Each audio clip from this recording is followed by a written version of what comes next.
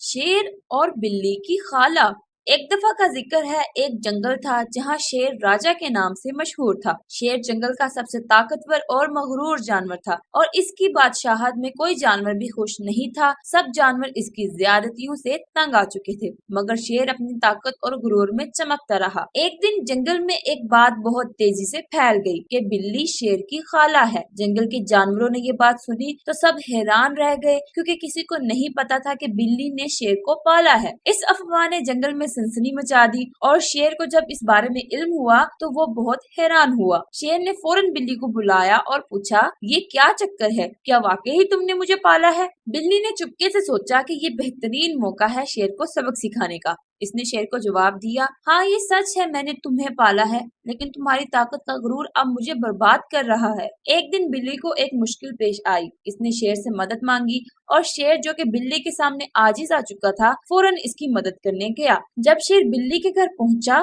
تو دیکھا کہ بلی اور جنگل کی سب سے پرانی ہاتھی دادی جان ایک ساتھ بیٹھے باتیں کر رہی ہیں۔ شیر نے فوراً سوچا کہ دادی جان شاید بلی کو پریشان کر رہی ہیں۔ اس نے بلی سے پوچھا، کیا مسئلہ ہے؟ کیا دادی جان تمہیں پریشان کر رہی ہیں؟ دادی جان نے شیر کو حیرت سے دیکھا اور کہا، ارے بے وقوف شیر، تمہاری جرت کیسے ہوئی ہمارے معاملات میں دخل اندازی کرنے کی؟ پھر دادی جان نے شیر کو ایک زوردار دھکا دیا۔ شیر حیرت زدہ ہو کر گرا اور اس کی چیخیں جنگل میں گونجنے لگی۔ شیر نے چرخا گھومتے ہوئے دیکھا کہ دادی جان اور بلی دونوں ہی اس کی حالت پر ہنس رہی تھی۔ جنگل کے سب جانوروں نے شیر کی حالت دیکھ کر ہنسنا شروع کر دیا۔ ہرن نے کہا، شیر صاحب، آج تم نے ثابت کر دیا کہ صرف طاقت ہی سب کچھ نہیں ہوتی، بلکہ کبھی کبھار عقل، ہوشیاری اور دوسروں کی حدود کا احترام بھی ضروری ہوتا ہے۔ طوطا بولا، اب شیر کی طاقت کے ساتھ دادی جان کی طاقت کی کہانیاں بھی جنگل میں مشہور ہوں گی۔ تو بچوں، یہ کہانی ہمیں سکھاتی ہے کہ طاقت کے ساتھ ساتھ دوسرے جانوروں کے معاملات میں دخل اندازی نہ کریں، کبھی بھی اپنے غرور کی بنیاد پر دوسروں کی حدود کو نظر انداز نہ کریں، کیونکہ ہوشیاری اور عقل بھی بہت اہم ہے۔